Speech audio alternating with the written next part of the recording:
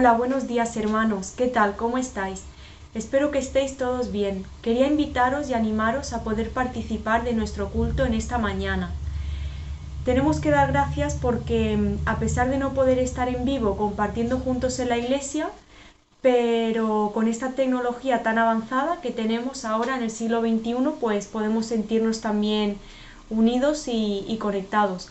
Pero quería deciros que lo más importante es tener nuestra mente y nuestro corazón preparado para buscarle a Él. Vamos a compartir nuestro tiempo de alabanzas, donde podrás cantar, bailar, saltar, levantar tus manos, haz lo que quieras porque estás en tu casa, pero alábalo. También tendremos un tiempo en el cual nuestros hermanos de la iglesia nos saludarán y compartirán con nosotros. Tendremos un tiempo de palabra, un tiempo donde los niños darán gracias y también orarán, porque ellos también tienen sus motivos de agradecimiento y los de oración. También tendremos un testimonio de un hermano muy interesante. Espero que todos estos elementos puedan animarnos y darnos ánimo y alegría y fuerza para poder continuar en el camino que juntos estamos. También, por supuesto, tendremos nuestra reflexión bíblica, en la cual el Señor nos hablará, tanto a nosotros como también para ver lo que quiere de nuestra iglesia. Recordar que los miércoles en nuestra YAR podemos compartir, también dar nuestra opinión, reflexionar sobre lo que se dice en la reflexión del domingo y así juntos participar y ser un cuerpo. Os animo a que podáis disfrutar y pasar un buen rato en la presencia del Señor.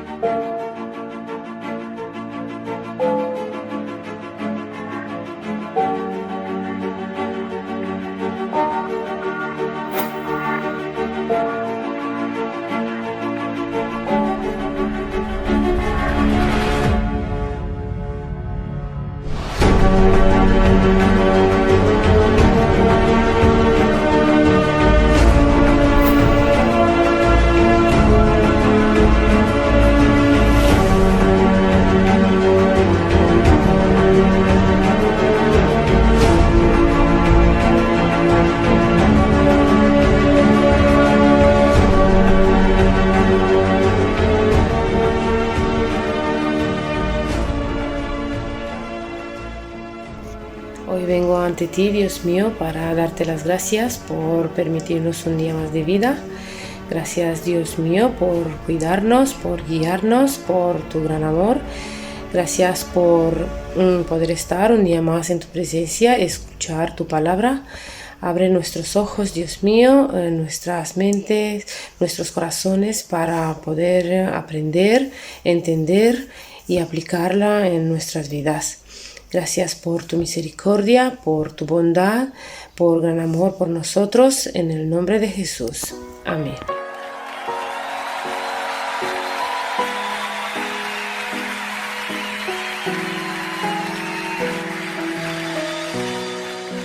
Dios de mi corazón, en ti encontré mi salvación. Gloria y majestad, quiero siempre contemplar. Tú eres mi adoración y mi eterna canción. Todo mi interior es cautivado por tu amor.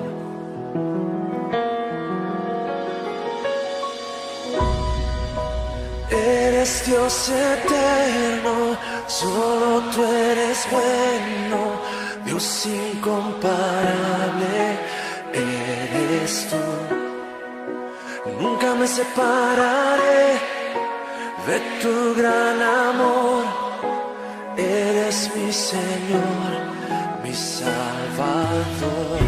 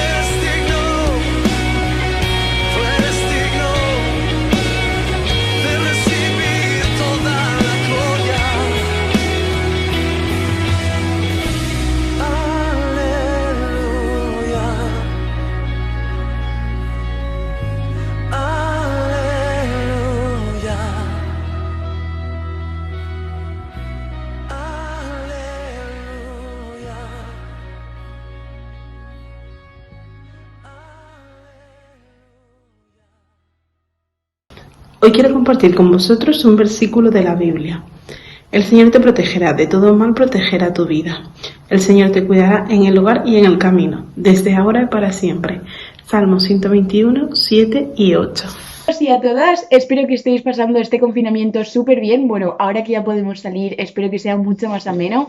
Nosotras, gracias a Dios, hemos estado bien dentro de lo que cabe y estamos muy agradecidas. A mí me gustaría compartir un versículo con vosotros y en este caso es el de Filipenses 4:13, que es: todo lo puedo en Cristo que me fortalece.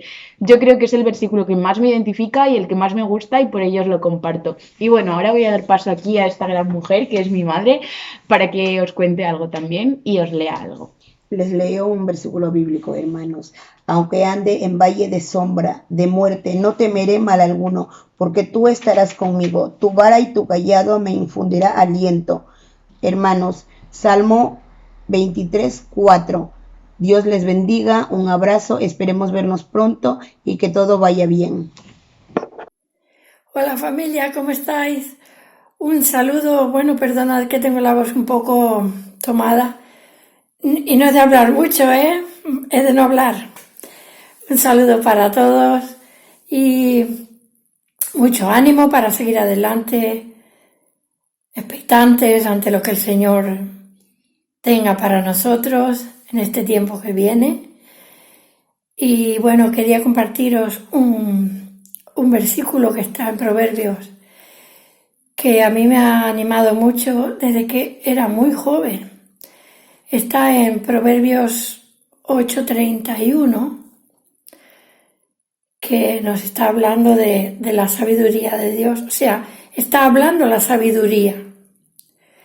Y en ese versículo dice: me regocijo en la parte habitable de su tierra, de la tierra de los hombres. Y mis delicias son con los hijos de los hombres. Voy a repetirlo. Me regocijo en la parte habitable de su tierra, y mis delicias son con los hijos de los hombres. Es precioso. Yo me pregunto si mi reflexión, digamos, es que si el Señor en su infinita sabiduría se deleita con nosotros, ¿qué menos podemos hacer que deleitarnos nosotros en Él, verdad? Y que así como decían de Abraham, bueno, Dios mismo le dijo que era su amigo. De Abraham decían, es el amigo de Dios. Que puedan decir también de nosotros, de la iglesia de Belreguard, que somos amigos de Dios. Y eso no es cosa fácil. Así que es como un reto para nosotros, ¿verdad? Y voy a decirlo un poquito en valenciano para nuestro hermano Salva, que pueden dir de nosaltres, que les de la comunitat valenciana, no, que des de la comunitat de Belreguard són amics de Déu.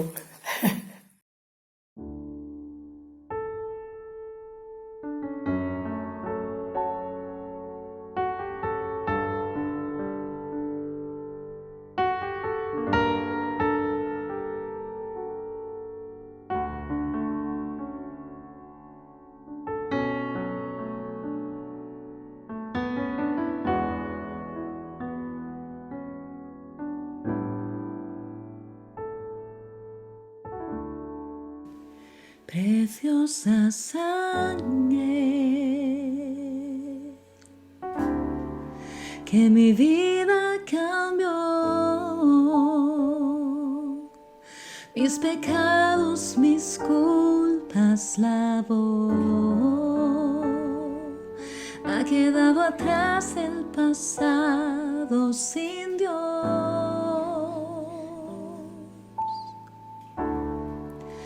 Fue en esa cruz donde la historia cambió, donde mi vida tomó donde yo encontré la razón de vivir.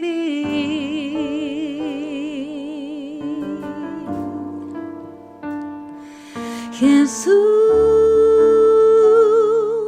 Jesús, mi corazón te canta, mi corazón te canta. Jesús, Jesús, mi corazón te canta, mi corazón te canta. Jesús, Jesús, mi corazón te canta, mi corazón te canta. Jesús, Jesús, mi corazón te canta, mi corazón te canta. Jesús.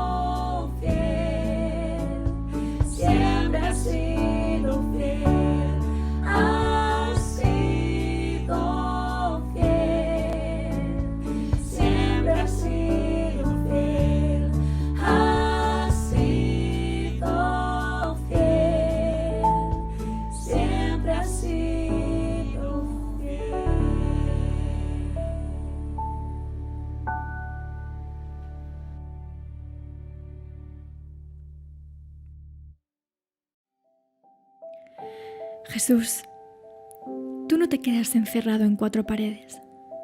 Y no hay confinamiento, encierro ni cuarentena que pueda aprisionarte. ¿De qué vale viajar y surcar mares, escalar montañas, construir rascacielos, atravesar los rincones más inhóspitos del planeta y sentir que tenemos el mundo a nuestros pies, si nuestra alma es prisionera de nuestros sucios pecados, de nuestras pesadas cadenas, de lo que no nos deja vivir cerca de ti, Jesús?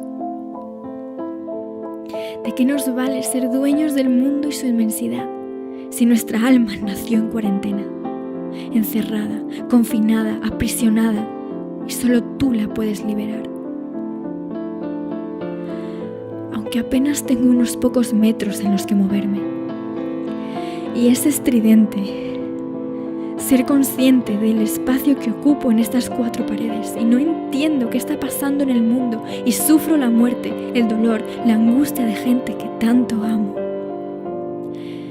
No sé cómo, pero de repente, como una ráfaga de aire fresco y destello de luz, me acuerdo de tu cruz y la esperanza implacable que nos viniste a traer con ese sacrificio que tan caro te costó, para no darnos una esperanza barata que se extingue como el humo, sino una esperanza cara que le costó la vida al mismísimo Hijo de Dios.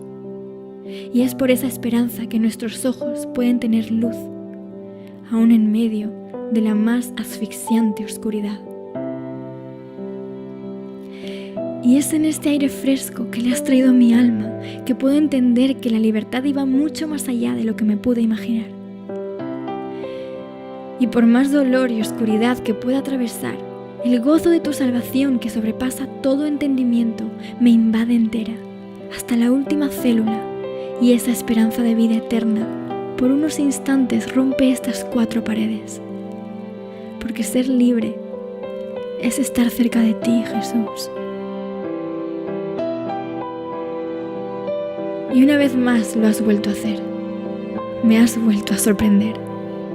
Y fascinada de ti, me veo aquí, encerrada, con el desconcierto de no saber qué pasará. Y aún así, con una profunda sonrisa que me dice que tú sigues aquí. Tú aún sigues aquí, cuidándome, pintando cada día con tus gestos y detalles de amor y esos matices que solamente tú puedes dar, como el de tener la mayor paz en medio de la más salvaje tormenta. Maestro, no sé qué pasará. No sé si alguien sabe cuándo esto va a terminar. Pero algo sé, y es que aún en medio de la mayor oscuridad, tú siempre conmigo estás.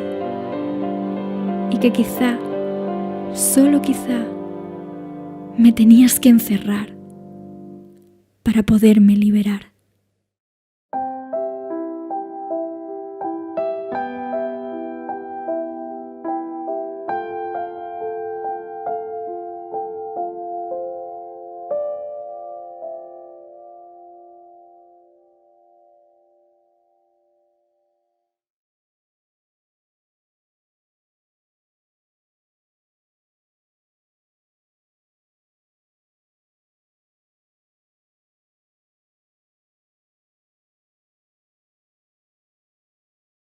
Hola, buenas, me llamo Tony y quería pues compartir un poco referente a mi vida, a mi juventud.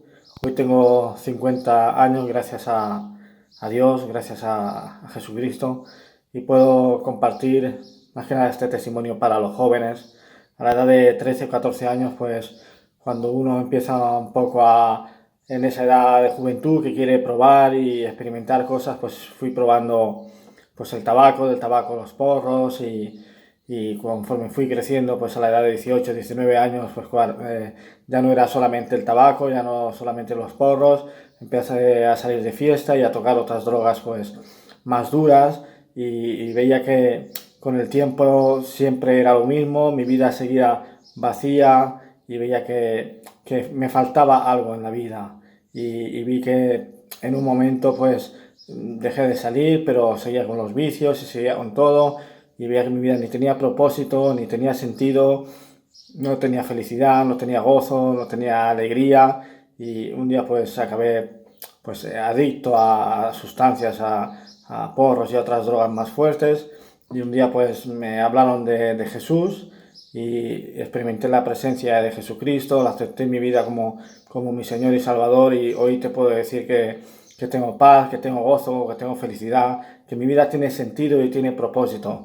Y me quiero dirigir especialmente a los jóvenes, que no encamines tu vida en la droga, no encamines tu vida a experimentar cosas y te animo a que experimenten la presencia de Jesús, la paz de Jesús, el propósito de Jesús y que Él es el camino para que tu vida te vaya mejor y tengas esperanza. De ser un niño, pues al meterme en vicios, ser un chico problemático en casa por los vicios, por las drogas y por otras cosas, pues de ser un problema, pues hoy en día soy de ayuda. Dios me ha permitido tener una esposa, tener un hijo de 13 o 14 años y te puedo animar a que no sigas por ese camino. Quiero compartirte un testimonio del otro día cenando en casa con mi hijo. Tengo un hijo joven también, tú que me escuchas, joven de 13 o 14 años y comiendo en casa pues empezó a mirar a la madre y tal y empezó a reírse y yo le hablaba y le decía, ¿has visto, hijo, cómo no se necesita de los porros para reírte, no se necesita de la droga ni de otras cosas, que Dios ha puesto alegría y gozo en la persona y no necesitas de estar con esto y con lo otro? Y yo se lo ponía a modo de experiencia, a modo de testimonio, que no necesitamos nada, necesitamos hacer las cosas bien, recibir a Cristo en nuestros corazones y Él te va a dar paz, te va a dar felicidad, te va a dar gozo y le va a dar propósito y sentido a tu vida y esperanza. Recibe este consejo, te lo doy con todo mi cariño y espero que te vaya bien.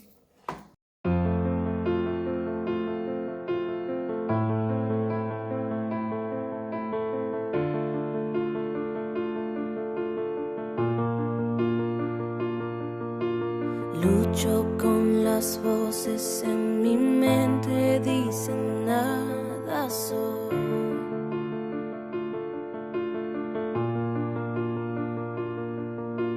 Me dicen mentiras que no me dejan oír tu voz.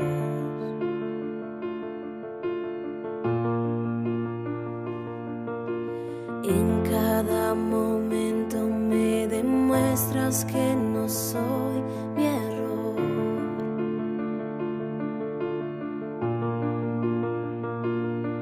Recuérdame quién soy en ti, quiero escuchar tu voz. Dices que me amas tal y como soy. Dices que soy fuerte cuando débil soy.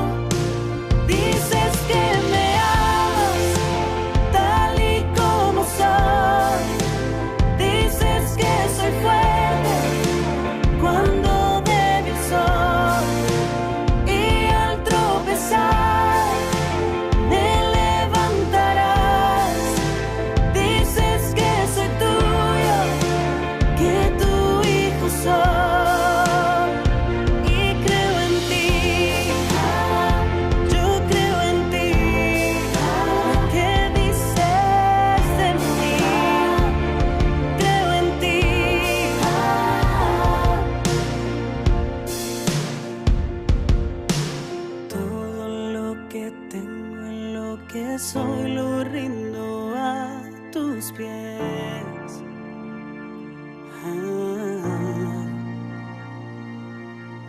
En cada derrota y victoria en ti yo confiaré.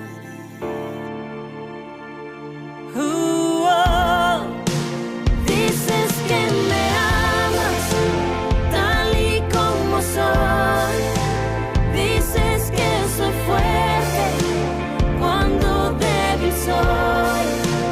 Y al tropezar me levantarás.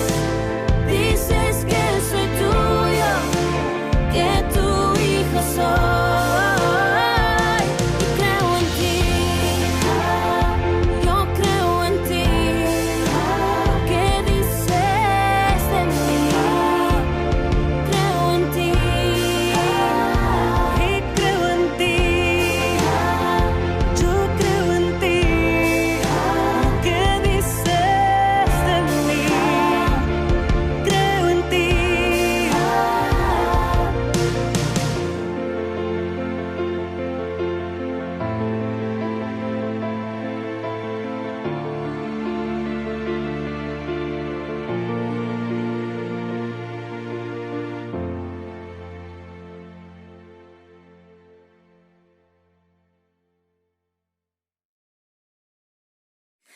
Hola familia, buenos días. Quería deciros que tenemos muchas ganas de veros, que seguimos orando por vosotros y esto pronto pasará.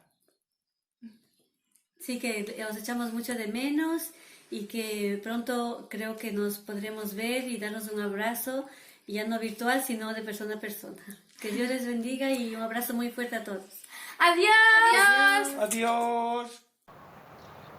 Buenos días, hermanos, Dios os bendiga a todos. Quiero compartiros una palabra para que pensemos en lo que nos está diciendo con este momento que estamos viviendo.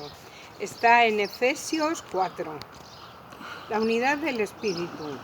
Yo pues, preso en el Señor, os ruego que andéis como es digno de la vocación con que fuisteis llamados, con toda humildad y mansedumbre, soportándoos con paciencia los unos a los otros en amor, solícitos en guardar la unidad del Espíritu en el vínculo de la paz.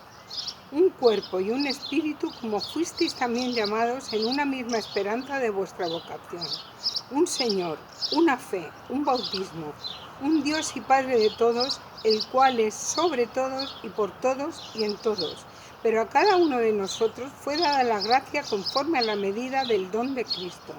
Por lo cual dice, subiendo a lo alto, llevó cautiva la cautividad y dio dones a los hombres.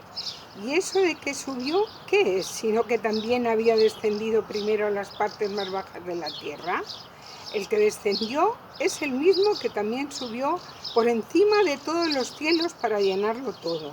Y él mismo constituyó a unos apóstoles, a otros profetas, a otros evangelistas, a otros pastores y maestros, a fin de perfeccionar a los santos para la obra del ministerio, para la edificación del cuerpo de Cristo, hasta que todos lleguemos a la unidad de la fe y del conocimiento del Hijo de Dios, a un varón perfecto a la medida de la estatura de la plenitud de Cristo, para que ya no seamos niños fluctuantes, llevados por donde quiera de todo viento de doctrina, por estratagema de hombres, que para engañar emplean con astucia las artimañas del error, sino que siguiendo la verdad en amor, crezcamos en todo en aquel que es la cabeza, esto es, Cristo, de quien todo el cuerpo, bien concertado y unido entre sí, todas las coyunturas que se ayudan mutuamente,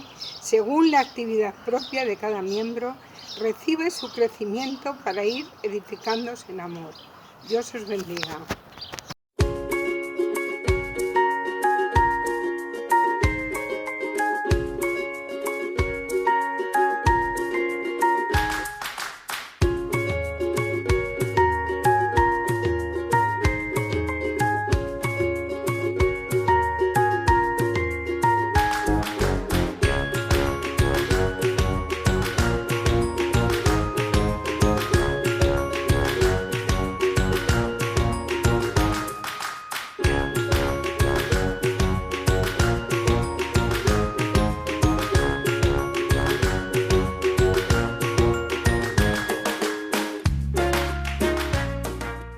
Señor, te damos gracias porque podemos estar aquí un día más de vida, Señor. Señor, te damos gracias porque ya este virus está yéndose, Señor. Señor, yo te pido que este virus no pueda volver, Señor, y que nunca más pueda volver, Señor. Yo te doy gracias porque ya los niños pueden salir, Señor, y porque hemos pasado a la fase 1, Señor. Y porque yo te pido que en España pueda cambiar ya todo esto, Señor, y que todo se pueda mejorar, Señor, y en todo el mundo, Señor. En el nombre de Jesús, amén. Por este día, por mi familia, por todo, por la iglesia, que nos veamos juntos y podamos adorarte. Gracias por todo, por las videollamadas, por Marina, que nos hace vernos por las videollamadas y nos podemos ver, Jesús. Gracias por todo. A las iglesias que ayudan a las familias necesitadas, que le dan alimentos. Gracias, Señor. Amén, amén.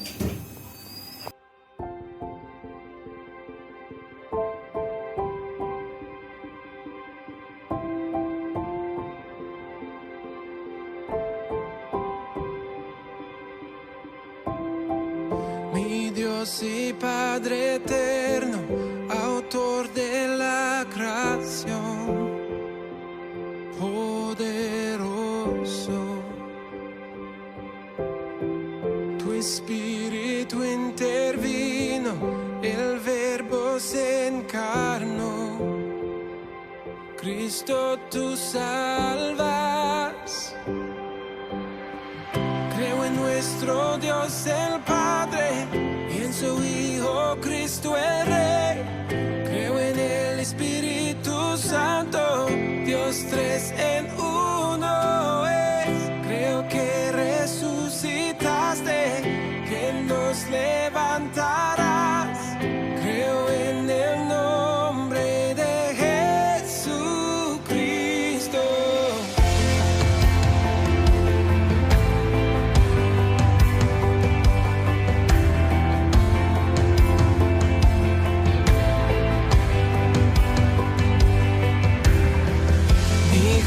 Y mi abogado, sufriste en la cruz, me has perdonado, bajaste a las tinieblas en gloria y poder, te levantaste. Creo en nuestro Dios el Padre, Cristo el Rey. Creo en el Espíritu Santo, Dios tres en uno es. Creo que resucitaste, que nos levantarás. Creo en el nombre de Jesucristo. Creo en ti, Jesús. Creo que tú vivo estás. Creo que Jesús es el Señor.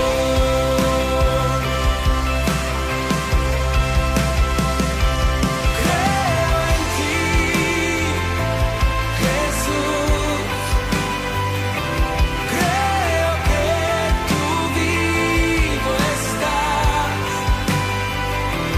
Creo que Jesús es el Señor.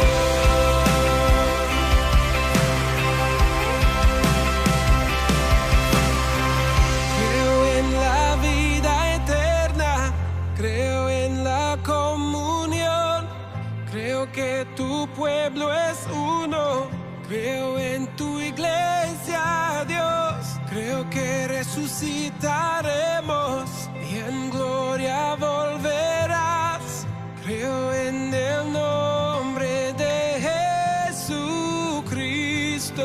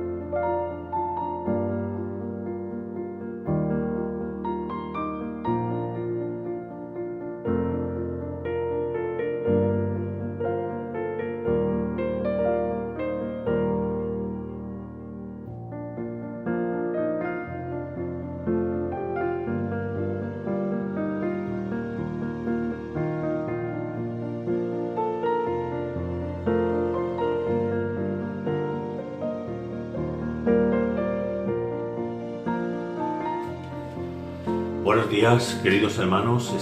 Seguimos en nuestras reflexiones sobre la Iglesia de Jesucristo. Recordar que como Comunidad Cristiana La Safor estamos aprovechando este tiempo para llegar a lo que llamamos, o lo que aprovechamos que llamaban nuestras autoridades, esa nueva normalidad. Y en ese tiempo estamos reflexionando sobre lo que el Señor quiere para nosotros como su cuerpo y cómo quiere que nosotros llevemos eso a cabo. Ha leído Pilar un texto de Efesios que yo quiero solamente recordaros unos versículos, los primeros 6 versículos que ella ha leído. Dice: por eso yo, que estoy preso por la causa del Señor, os ruego que viváis de una manera digna del llamamiento que habéis recibido, siempre humildes, amables, pacientes, tolerantes, unos con otros, en amor. Esforzaros por mantener la unidad del Espíritu mediante el vínculo de la paz. Hay un solo cuerpo y un solo Espíritu, así como también fuisteis llamados a una sola esperanza, un solo Señor, una sola fe, un solo bautismo, un Dios y Padre de todos, que está sobre todos y en medio de todos y en todos. Bueno, esta palabra nos insta a que nosotros sigamos creciendo para ser esa Iglesia de Jesucristo, que nosotros nos esforcemos en mantener la unidad del Espíritu por el vínculo de la paz, pero que sigamos creciendo, que sigamos viendo aquellas cosas que el Señor nos dice y nos enseña para poder ser su Iglesia. Fijaros, hay algo que Él nos está diciendo, y es que todos y cada uno de nosotros, en todos y cada uno de nosotros está el Señor, y por medio de todos y cada uno de nosotros Él quiere hacer crecer su Iglesia. Entonces, nosotros entendemos que como Iglesia tenemos un propósito, y ese propósito es eterno, es el de adorar y glorificar a Dios, y que tenemos una misión, y esa misión es central y básica como en nuestra congregación, en nuestra vida como discípulos de Cristo. Pero entendemos que siendo estas dos cosas claves y eternas, podríamos decirlo y expresarlo de alguna manera, también la forma de llevar a cabo ese propósito y esa misión debe de adaptarse a cada generación para que podamos transmitir de una forma relevante a nuestro prójimo el Evangelio de Jesús. Es por esto que como comunidad estamos sumidos en este proceso, hemos empezado este proceso continuo que tiene una doble dirección. La primera es proteger de manera profunda nuestra fe, nuestra doctrina, aquello que nos define, aquello que nos da identidad como la Iglesia de Jesucristo. Pero por otra parte, también están en esa constante renovación y reforma de la cual la palabra de Dios nos habla, Romanos 12:2, que renovemos nuestra mente, renovemos nuestro entendimiento, para que podamos llegar a ser esos instrumentos que Dios quiere para que podamos realizar la misión en nuestra generación. En este camino, hermanos, queremos hacerlo no solamente con una reflexión pastoral, ni con una reflexión del liderazgo o de los coordinadores de área, sino que entendemos que cada uno de nosotros somos parte, y nosotros somos imprescindibles en ese caminar. Y queremos hacerlo tomando varios principios básicos. Uno, poner a Dios en primer lugar, obedecerle a Él, obedecer a su palabra, intentar que Él sea, digamos, a quien estemos dando honra, no a nosotros, no a nuestro pensamiento, no a lo que nosotros creemos, sino a Dios. En segundo lugar, queremos proteger, como hemos también leído en este libro de Efesios, en estos versículos de Efesios, la unidad y la comunión de nuestra Iglesia como algo sagrado, algo que tenemos que cuidar como un frágil regalo que tenemos de parte de Dios. Y entendemos que todos y cada uno de nosotros como discípulos de Cristo hemos tomado un compromiso con esta comunidad y por lo tanto debemos de participar de una manera u otra de este proceso que el Señor nos llama a llevar adelante. Porque, hermanos, la Iglesia somos cada uno de aquellos que tenemos un compromiso con el Señor y también con esta comunidad. Y como hemos dicho, y estoy queriendo animaros, este proceso lo vamos a hacer teniendo estas reflexiones dominicales, pero también, digamos, que pudiéramos reflexionar en nuestros jars, en nuestros grupos pequeños. Alguno de vosotros puede pensar que estas predicaciones pues se une a lo mejor como si fueran parte de una escuela dominical, parte de enseñanza, pero hermanos, una de las cosas que queremos nosotros romper es estancos hechos. Nosotros queremos en nuestro tiempo buscar aquello que necesitamos en el momento y que necesitamos transmitir, que necesitamos usar para transmitir de mejor manera el Evangelio de Jesús y cómo podemos honrar al Señor. Por lo tanto, sí, va a tener esto parte de enseñanza, parte de una escuela dominical, parte de una escuela bíblica, pero también de reflexión, también de, digamos, de meditación, de exhortación para caminar juntos, porque lo que queremos con esta participación y este tiempo es encontrar qué quiere el Señor para nosotros, pensar, hacerlo nuestro y, digamos, también renovar, guardar aquello que no tenemos que cambiar y también renovar aquello que tengamos que hacer. Para hacer esta reflexión, hermanos, como el miércoles pasado también os dije en los YAR, tenemos que ser cuidadosos, tenemos que venir con un espíritu generoso, abierto, entregado, comprometiéndonos, como he dicho, a poner en primer lugar al Señor, pero también buscando que el fruto del Espíritu, del cual hemos estado hablando tanto estas semanas pasadas, surja en nosotros para que en el caminar con nuestros hermanos, en esta reflexión, recordemos que tenemos que hacerlo todo y buscar la verdad en amor. Fijaros, en el texto que también ha leído Pilar, los dos últimos versículos de este libro de Efesios, capítulo 4, versículos 15 y 16, dice: más bien, al vivir la verdad con amor, creceremos hasta ser en todo como aquel que es la cabeza, es decir, Cristo. O sea, fijaros, clave, tenemos que vivir la verdad en amor o con amor. Y eso es lo que nos tiene que presidir. Pero sigue diciendo, por su acción, todo el cuerpo crece y se edifica en amor, sostenido y ajustado por todos los ligamentos según la actividad propia de cada miembro. Fijaros, entonces somos necesarios cada uno de nosotros. Y somos necesarios en amor, hermanos. Necesitamos confiar en la Iglesia de Cristo. Y necesitamos confiar en la presencia del Espíritu Santo, que es el que nos guía. Hermanos, creemos en ese Espíritu Santo, real en medio nuestro. Y es verdad que a veces cuando nos metemos en estos procesos de reflexión, de búsqueda de la verdad, de ver, digamos, cómo queremos expresarla, pues a veces podemos generar conflicto, podemos generar dudas. Pero hermanos, sabemos que el Señor nos va a guiar. Decíamos el domingo pasado que aquel que empieza la obra la va a terminar en nosotros. Entonces, la semana pasada, el domingo pasado, estuvimos haciendo una reflexión de la necesidad que teníamos de caminar en esa reflexión, que no nos podemos quedar parados, que muchas veces hacemos las cosas por costumbres, por tradiciones que a veces no tienen nada que ver con la Iglesia del Señor y mucho menos, digamos, son útiles para extender el reino en nuestro tiempo. Pero para que nosotros podamos, digamos, tomar un camino serio, un camino profundo, un camino que creo que es el ajustado a lo que queremos buscar, lo que Dios quiere que busquemos, necesitamos tener una perspectiva bíblica de lo que es la Iglesia. Y también necesitamos ver lo que nos ha acontecido o lo que ha acontecido en estos 2000 años como mínimo de Iglesia de Jesucristo. Por lo cual también queremos tener una perspectiva histórica, porque también tenemos que entender que la Iglesia de Cristo no ha nacido hoy, no hemos empezado hoy, sino que tenemos un background, tenemos toda una historia, que también como comunidad somos herederos de ella. Y nosotros tenemos que entender por qué hemos llegado hasta aquí, por qué, digamos, tenemos a ciertas maneras, ciertas formas, ciertas liturgias, ciertas formas de hacer las cosas, porque esas cosas, digamos, impregnan nuestra vida. Entonces tenemos que valorarlas también. Entonces, en estos 2000 años, hermanos, hemos tenido un montón de cosas, un montón de situaciones que nos han, digamos, influido y que nos han llevado a ser como somos.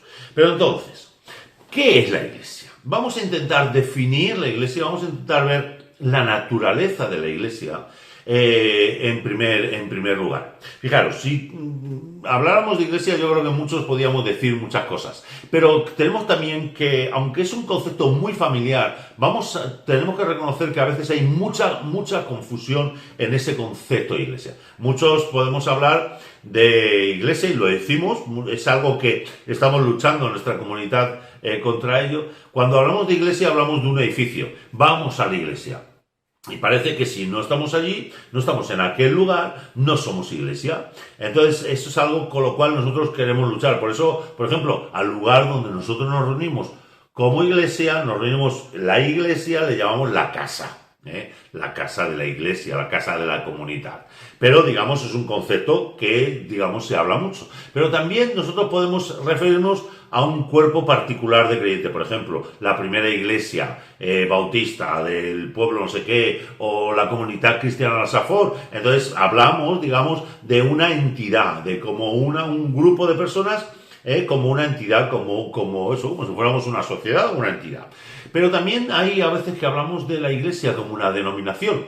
Pues la iglesia bautista, o la iglesia pentecostal, o la iglesia metodista. Y entonces, digamos, todas estas definiciones son definiciones que usamos y que muchas veces nos sacan del verdadero sentido, de la verdadera naturaleza de la iglesia de Jesucristo según la vemos en la palabra de Dios. Y más si nos vamos a un pensamiento, ya digamos, más católico, o también, digamos, de ciertas iglesias evangélicas de corte, digamos, de corte episcopal, que hablan, digamos, de que la iglesia es como una congregación de fieles dirigidos por alguien, en este caso por un obispo, por el papa, y que, digamos, todos aquellos que están bajo, digamos, ese dominio, bajo esa potestad, son la iglesia. Fijaros, hay un diccionario que dice, el diccionario de J. Casares, que dice que define a la iglesia como la congregación de los fieles regidos por Cristo y el Papa, su vicario en la tierra. Entonces,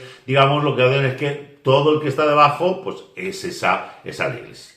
Entonces, en esta falta de comprensión de la naturaleza de la iglesia, puede reflejarse pues muchas veces las confusiones que nosotros también tenemos de lo que el Señor busca en nosotros. Y entonces muchas veces no entendemos realmente lo que es la doctrina de la iglesia. Muchas veces porque, como decía Colin Williams, es algo que ya se da por hecho. Y entonces no pensamos muchas veces en eso.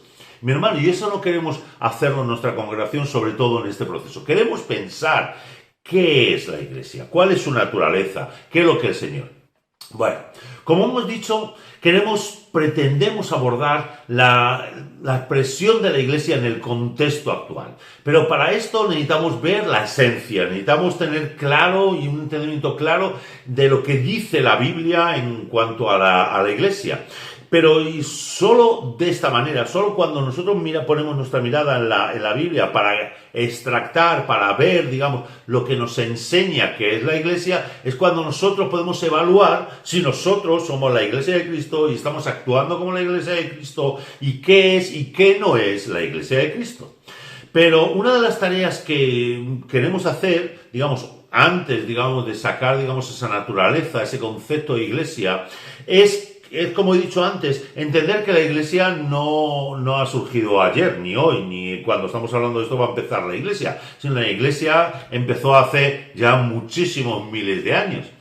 Y todo lo que ha sido el recorrido de la iglesia es parte del background de nuestra historia como comunidad. Y entonces quiero, digamos, solamente de una forma rápida, de verdad, de una forma somera, pero creo que es importante que nosotros entendamos cuál es un poco la historia de la iglesia, porque también eso nos va a ayudar a sentar las bases de la iglesia que queremos ser nosotros hoy, o de cuáles son las cosas que estamos haciendo que a lo mejor no corresponden. Fijaros.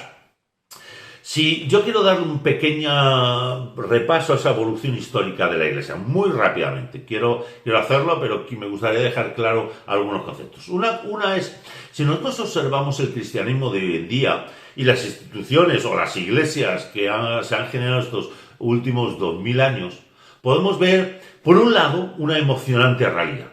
Y es que la iglesia se ha extendido por todas las partes del mundo, por todo el planeta se ha extendido la iglesia de Cristo. Sin embargo, cuando nosotros vamos a la primera iglesia, a esa iglesia neotestamentaria, y la comparamos con lo que muchas de las iglesias nos estamos viendo, y muy especialmente nosotros, digamos, como iglesia en Europa, en España, en La Safor, vemos que hay diferencias abismales, a veces diferencias demasiado grandes, que a veces no podemos entender. Y tenemos que entender algo. Aquella primera iglesia era un grupo, una comunidad de creyentes que fue formada por Cristo y fue afianzada por los apóstoles. Y lo que buscaban era adorar a Cristo y dar testimonio de Él. Ese era, digamos, el foco. Y evidentemente esto, junto con otras cosas que vamos a decir, no debemos de olvidarlo, porque debe ser también, digamos, nuestro propósito como iglesia. A pesar de que esa iglesia ya nació con una dimensión universal, orientada, digamos, por esa dirección apostólica a extenderse y por el mandato de Cristo Jesús a llegar hasta los confines de la tierra, el cristianismo primitivo, aquella iglesia primera, lo que llamamos la primera iglesia, centraba mucho su interés en la comunidad, en esa comunidad de creyentes en un lugar geográfico establecido, lo que podríamos llamar la iglesia local. Mira, hermanos, aquellas iglesias, cuando nosotros leemos la Biblia y también vemos la historia, vemos que eran comunidades sencillas, que se caracterizaban, fijaros, por no tener edificios. No se reunían en templos ni tenían sacerdotes.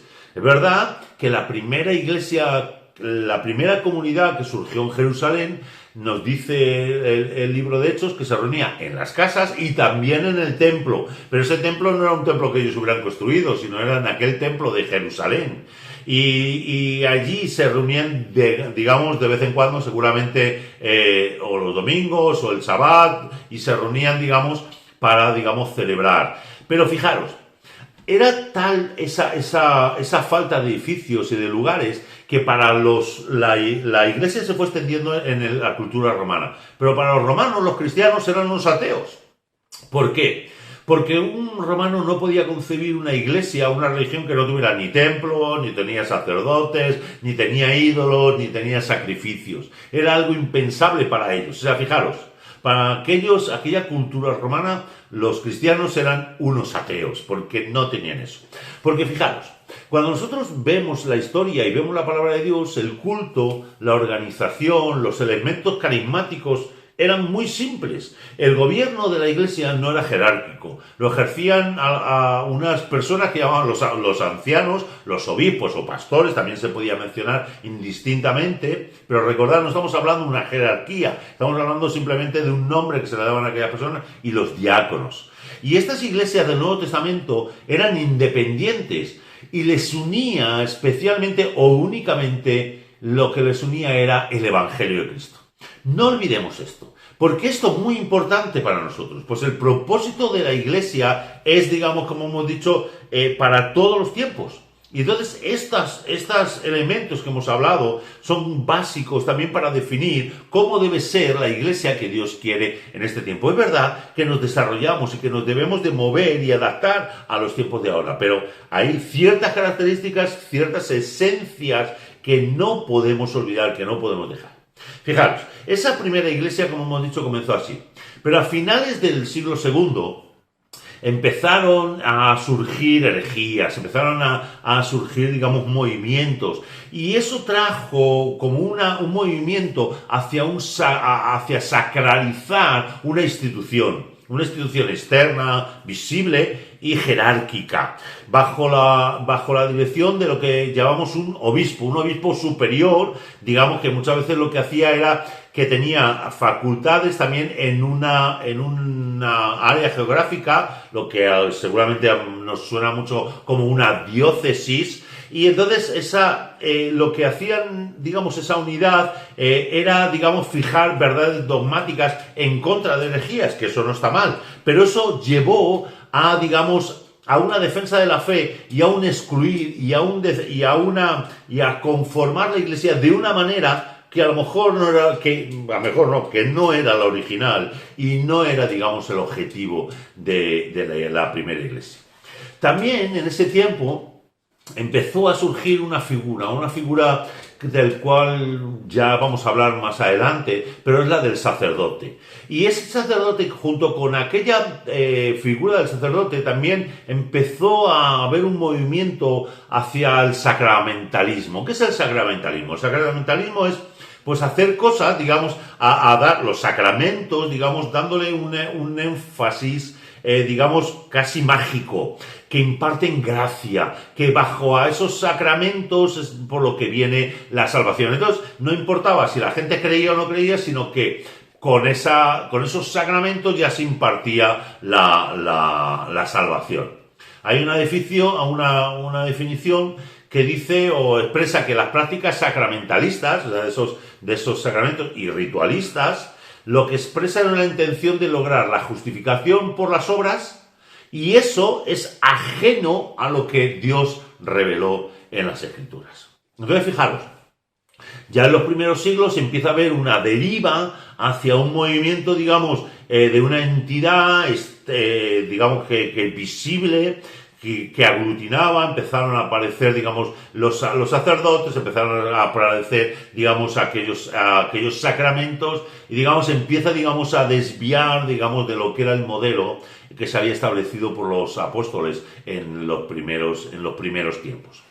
Pero no solamente paró aquí, sino a comienzos del siglo IV, la Iglesia había sufrido muchas persecuciones. Se habla de 9 persecuciones, y la última de ellas bajo el imperio de alguien que hizo mucho daño a la Iglesia, que fue Diocleciano. Diocleciano hizo una persecución muy dura, pero Diocleciano abdicó, digamos, del imperio. Y entonces vino alguien que seguro que te va a sonar mucho, y es Constantino. Constantino hizo un edicto que le llaman el Edicto de Milán en el año 313, en el cual legalizó el cristianismo, y no solamente lo legalizó, sino abrió las puertas al poder político en la Iglesia. Y esto, hermanos, es algo que influyó mucho y que, digamos, transformó mucho a aquella Iglesia que estaba creciendo en aquel siglo IV. Con esto se inició un rápido proceso que llevó, digamos, a un edicto promulgado por otro emperador, que era Teodosio, lo que se llama el Edicto de Tesalónica, en el cual declaró a la religión, al cristianismo, la religión oficial del Imperio Romano. Con lo cual, ahí ya, digamos, empezamos a tener graves problemas. Empezamos a unir, digamos, al imperio, a todo el poder político, a la Iglesia. Y evidentemente eso, digamos, también con el desmembramiento de Roma que se fue dando en los siglos posteriores, digamos, fue generando pues realmente una corrupción en la Iglesia, hasta que llegó, digamos, un momento en el cual, después de una serie de concilios, Gregorio Magno, en el siglo VI, se proclamó el representante de Cristo. Y además, como se presentó con todos los tributos, con todos los atributos, digamos, imperiales. Por eso, muchas de las cosas que ahora vemos en los papas, digamos, vienen de esos atributos imperiales del emperador romano, porque lo que se hizo fue ahí ya, digamos, juntar una cosa con la otra. Ya en el siglo XI, ya mucho tiempo después, evidentemente, hubo un rompimiento entre lo que era la Iglesia de Oriente, lo que ahora llamaríamos la Iglesia Ortodoxa, y la Iglesia de Occidente, lo que llamaríamos la Iglesia Católico Romana. Pero todo este periodo, todo este proceso, ¿por qué lo cuento? Pues porque lo que hizo fue traer, digamos, las consecuencias que trajo fue una institucionalización del cristianismo, que entonces lo que hacía, digamos, era traer a un montón de población a denominarla como cristiana. Ahí empezó lo que podríamos llamar la cristiandad, y que esas conversiones realmente no había, digamos, realidad en el corazón. Y digamos que esas personas se iban añadiendo a la Iglesia, y eso realmente fue muy negativo. Y ese concepto hoy todavía perdura en la Iglesia cristiana. Podemos pensar que solamente ocurre en la Iglesia cristiana católica o los católicos romanos, pero no es verdad. También, digamos, muchas veces en los conceptos evangélicos ocurre esto, que nosotros, digamos, casi heredamos la fe de padres a hijos y perdemos el concepto claro de tenerte que convertir, que tener, digamos, que traer esa conversión. Entonces, digamos, ese edicto que Constantino, digamos, hizo en el siglo IV, digamos, uniendo el poder y legalizando o haciendo el cristianismo, digamos, la religión oficial, fue lo que dijo Rodney Stark, que destruyó los aspectos más atractivos y dinámicos del cristianismo, convirtiendo un movimiento de bases de alta intensidad en una institución arrogante, controlada por una élite que a menudo conseguía ser cruel y laxa a la vez. Y hermanos, lo serio de este tema es que muchas veces cuando nosotros pensamos en eso, pensamos que solo eso ocurre en la Iglesia Católica, pero no es verdad. Muchas veces este movimiento, digamos, que estamos diciendo de base, de personas, de discípulos de alta intensidad, de una vida transformada, a veces se convierte en eso. También en las iglesias evangélicas, en movimientos que dirigen, pues, digamos, como la alta burguesía, los altos santos, aquellos que se han preparado, y al final lo que hacemos, una élite, lo que conseguimos es que perdemos realmente el destino y el foco que tiene la iglesia. Bueno, estos movimientos evidentemente también en el siglo XVI sufrieron una quiebra que es lo que llamamos la Reforma, y de ahí surgieron, digamos, las iglesias, digamos, reformadas o protestantes, las iglesias que luego se llamarían también las iglesias libres, y de ahí, digamos, surgimos, digamos, la iglesia evangélica, la iglesia bautista y en nuestro caso la iglesia de la Comunidad Cristiana de la Safor. Pero hermanos, nosotros tenemos que entender que nosotros también arrastramos esa historia que nos está contando es nuestra historia. Y necesitamos entender que muchos, digamos, de nuestro concepto vienen, digamos, de aquellos conceptos que fueron sucediendo a partir del siglo II, pero también en el siglo XVI, y que hoy nosotros hemos sacralizado de la misma forma. La forma de hacer nuestros cultos, de predicar, de sentarnos, de leer la palabra, y digamos, es algo que nosotros debemos de entender que somos, digamos, herederos y nos ha impregnado. Fijaros, en ese movimiento, más o menos en el año 1600, 1607, se considera que se empezó esos primeros movimientos de iglesia bautista, de las cuales nosotros somos directamente herederos, digamos, de nuestra forma de ser. Pero fijaros, entonces nosotros, teniendo, digamos, todo esto en mente, tenemos que saber que tenemos que ver y separar qué es digamos, el polvo y la paja, qué cosas no son, digamos, bíblicas, qué cosas no son buenas y que están afectando a nuestra forma de caminar. Y fijaros, hay una cosa que yo he pedido al pastor Valentín Cueva, y es que nos ayude a escribir la historia de la iglesia en Gandía, en la Safor, porque no sé si todos lo sabéis, pero él comenzó la obra con el apoyo de la UEBE y de la Iglesia Bautista de Denia. Él empezó, digamos, el trabajo en esta zona. Entonces le he pedido que nos ayude, digamos, a tener una historia, digamos, de cómo hemos surgido, porque hemos surgido de ahí. Pero como hemos dicho, entonces, sabiendo, digamos, esta historia, que es nuestra historia común, queremos conocer qué es la iglesia. Y para esto vamos a buscar en la palabra de Dios. Y hoy solamente voy a hablar, digamos, la definición de la iglesia y poco más. Pero me gustaría, digamos, que lo viéramos estas cosas porque creo que es importante. Fijaros, nosotros tenemos que ver, digamos, qué define la Biblia que es la iglesia. ¿Qué es lo que ese organismo, no esa entidad ni esa organización, sino, digamos, ese cuerpo vivo que creó Cristo Jesús y que, digamos, fue empujada y, digamos, se apoya sobre la doctrina de los apóstoles, tenemos que aprender tú y yo? Fijaros, en primer lugar, si nosotros nos preguntamos, bueno, ¿y qué significa iglesia? ¿De dónde viene esa palabra? Pues fijaros, ya solamente el significado de iglesia muchas veces nos ayudaría si nosotros entendiéramos bien eso. Porque fijaros, iglesia, el significado literal es agrupación o asamblea de los que han sido llamados fuera. Muchas veces hemos pensado que ese llamado fuera es que los cogemos a las personas del mundo y las metemos en la iglesia. No. Pero fijaros, ese no es el concepto bíblico. Si nosotros, me parece muy interesante una aportación de Ort, que indica que la palabra eclesia no hace referencia a esas personas que son entresacadas del mundo, como se afirma muchas veces, muy a menudo, sino que se trata de un término no exclusivo, sino inclusivo, ya que serían personas que son citadas fuera de sus casas para reunirse con Dios y para hacer la obra de Dios. O sea, fíjate, tú y yo entonces, si somos esa eclesia, ese grupo de personas que hemos sido llamados hacia afuera.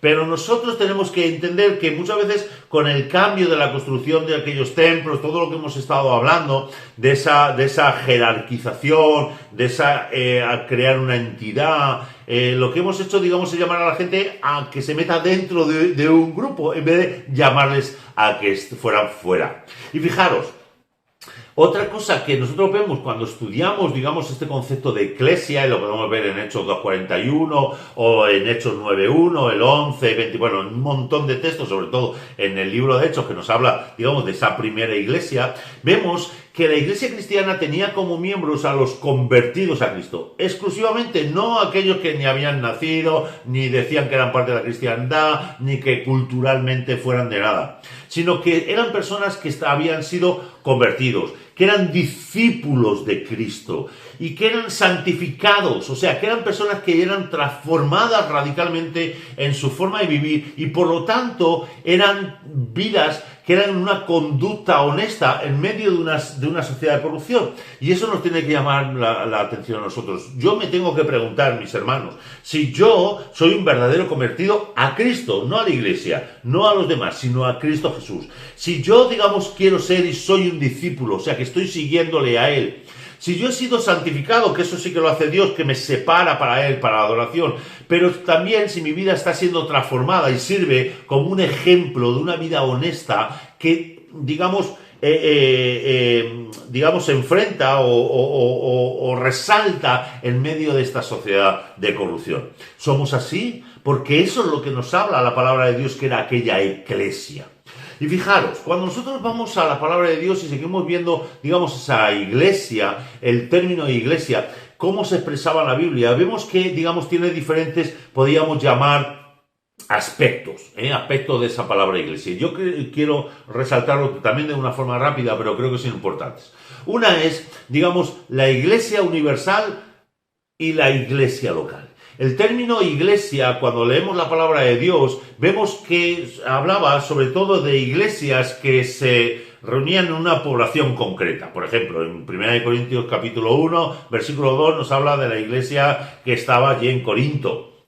Pero muchas de las veces nos hablaba de la iglesia que se reunía en las casas, en la casa de uno, en la casa de otra, o digamos también de la iglesia que estaba constituida por los creyentes, los discípulos de una población. Entonces, fijaros, habla, digamos, el Nuevo Testamento de esa iglesia local, pero a la misma vez, digamos, hablaba en un sentido mucho más amplio a una asamblea de creyentes. Y, digamos, hace referencia a esa iglesia universal de personas que está constituida por todas aquellas personas de cualquier parte del mundo que se relacionan con Cristo y que le consideran a Él como su Señor y como su Salvador.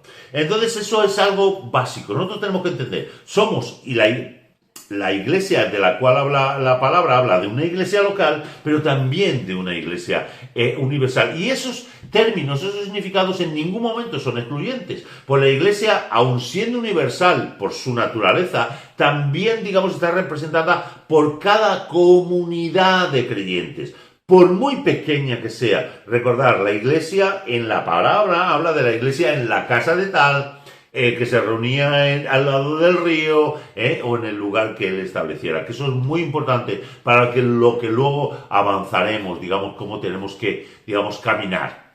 Pero también vemos una contraposición, digamos, que sobre todo en la historia, y es una iglesia invisible contra una iglesia visible, digamos.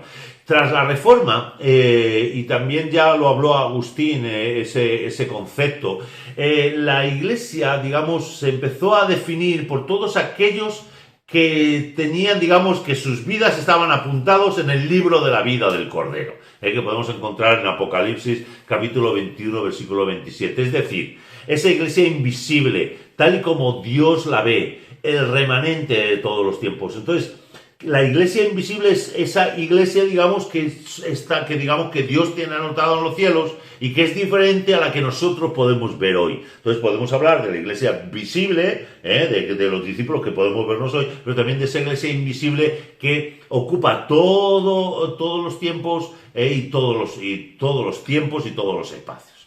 Pero también algo muy importante y yo creo que definitorio también para nosotros, es, digamos, esa contraposición de esa iglesia como un organismo o una iglesia como una organización. Hermanos, si nosotros consideramos lo que nos enseña la palabra de Dios, y vamos a hablar más adelante, no hoy, sino otro día, sobre el sacerdocio universal del creyente, la iglesia no es una organización, es un organismo vivo, porque ese organismo vivo funciona, digamos, por la asociación de todos los creyentes, y cada uno de nosotros, de forma interdependiente, nos manifestamos como el cuerpo de Cristo, que es un organismo vivo.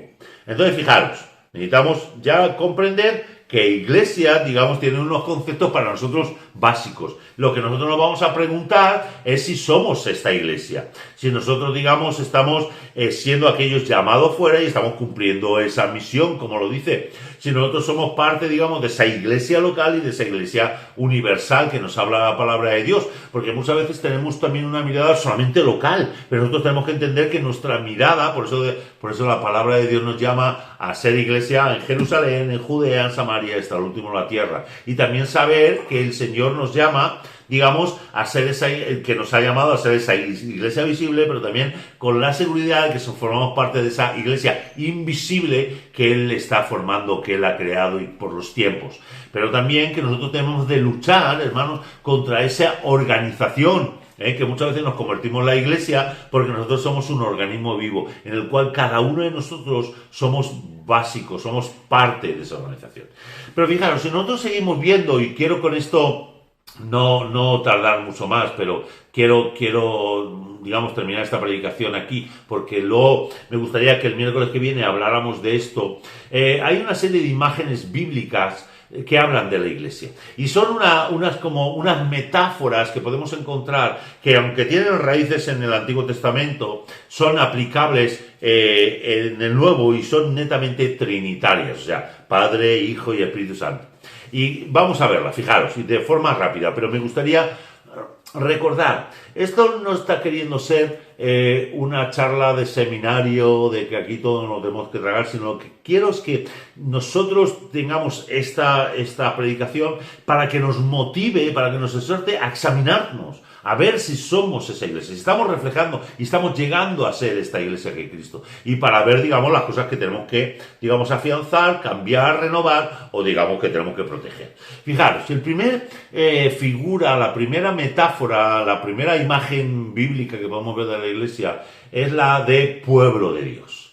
En numerosas ocasiones se ha dicho que la iglesia comenzó en Pentecostés, ese día que dentro de poco, el día 31 de mayo, vamos a recordar y celebrar un día importante en el cual el Espíritu Santo, digamos, vino a posar y a vivir en medio de su pueblo, de aquellos que creemos.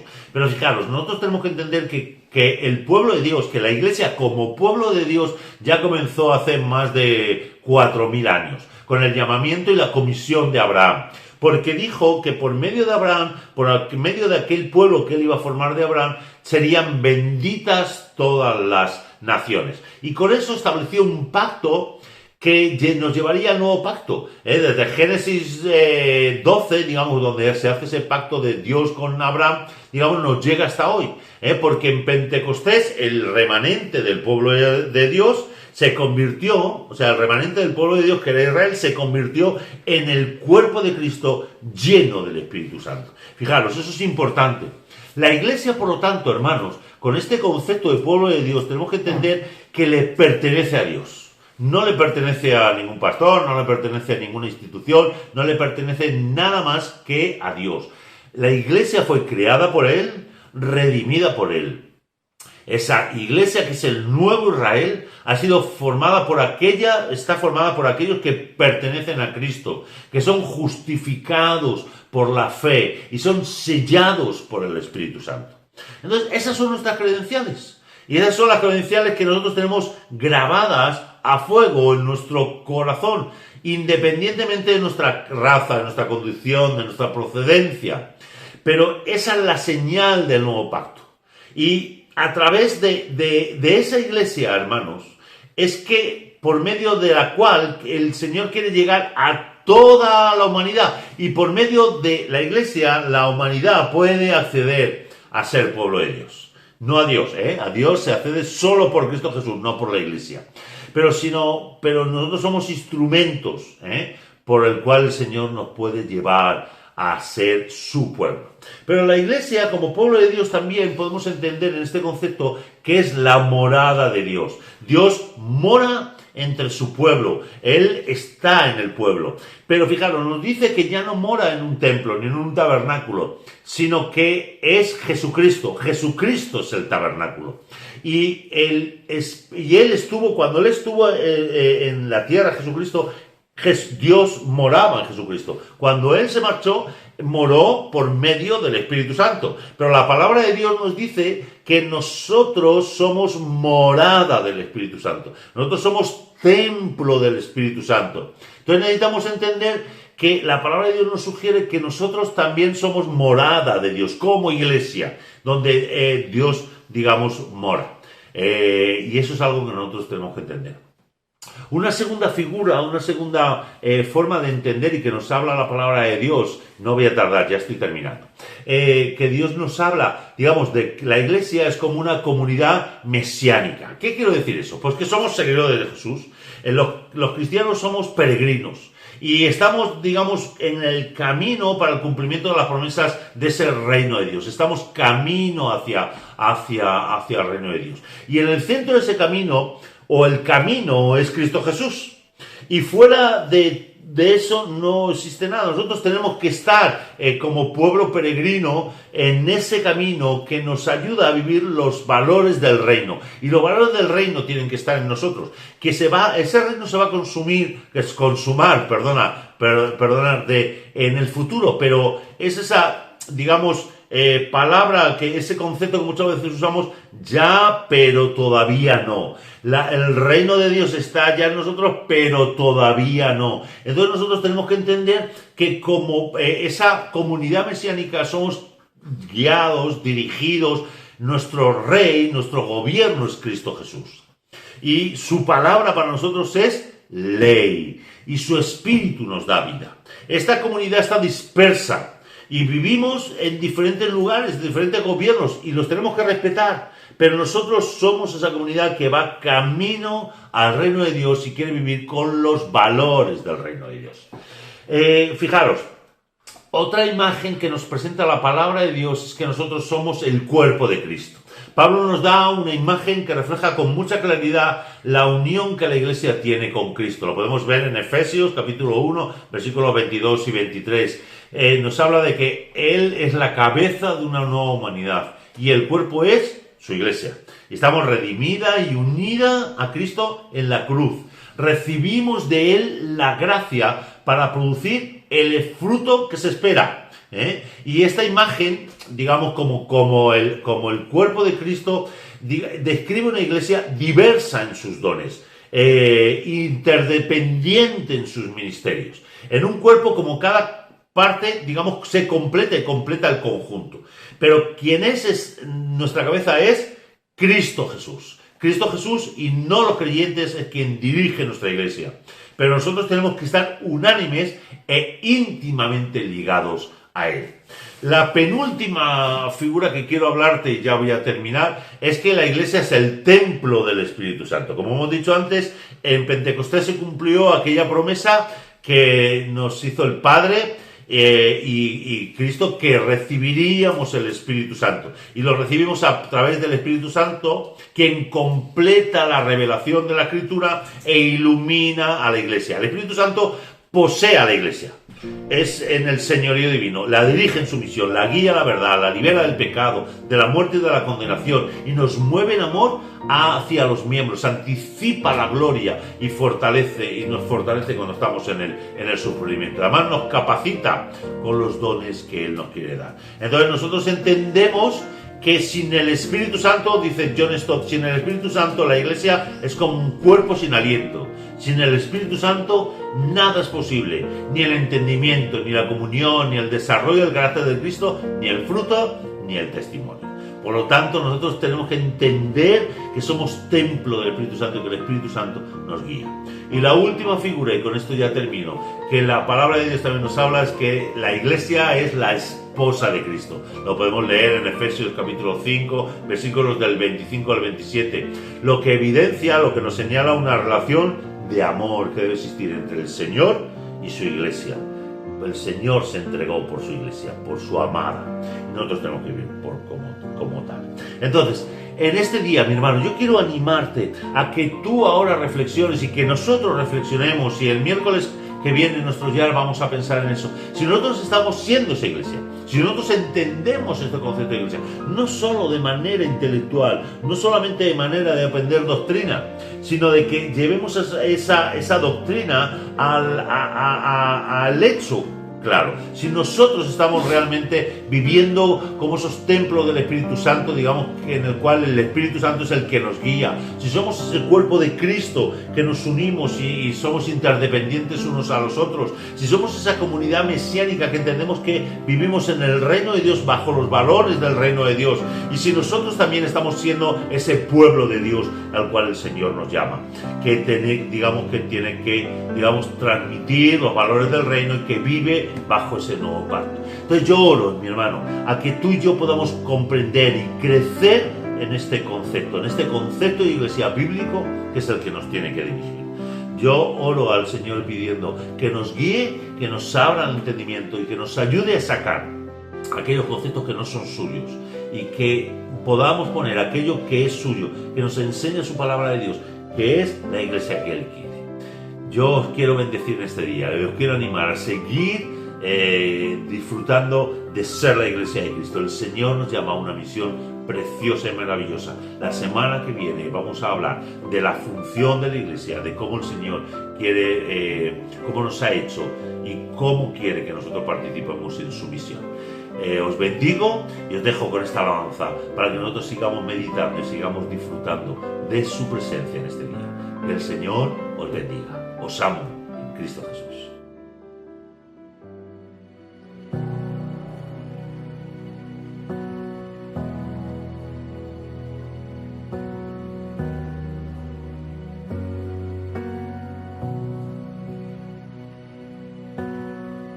Dios te guarde y bendiga, que extienda su amor y te muestre favor. Dios te mire con agrado y te dé paz.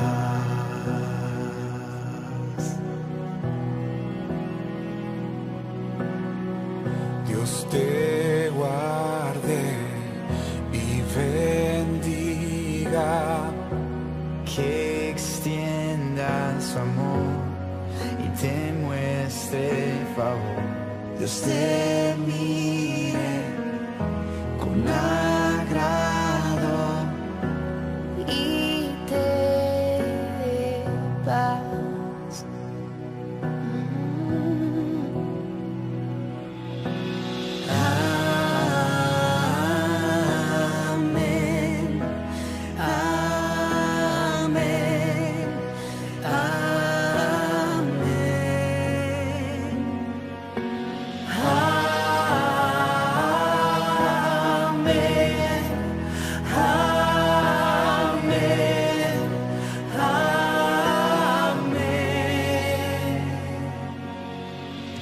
Dios te guarde y bendiga, que extienda su amor y te muestre favor. Dios te mire con agrado y te dé paz.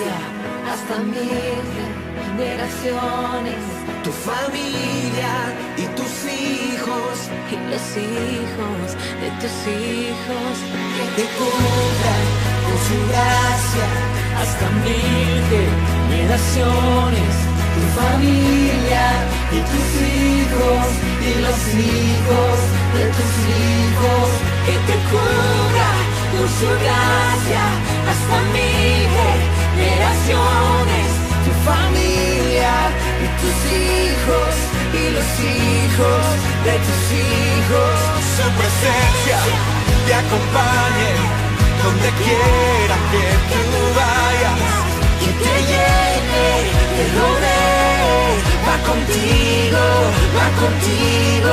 de mañana y de noche, en tu entrada y salida, en tu llanto y alegría. Él te ama, Él te ama, Él te ama, Él te ama, Él te ama, Él te ama, Él te ama, Él te ama, Él te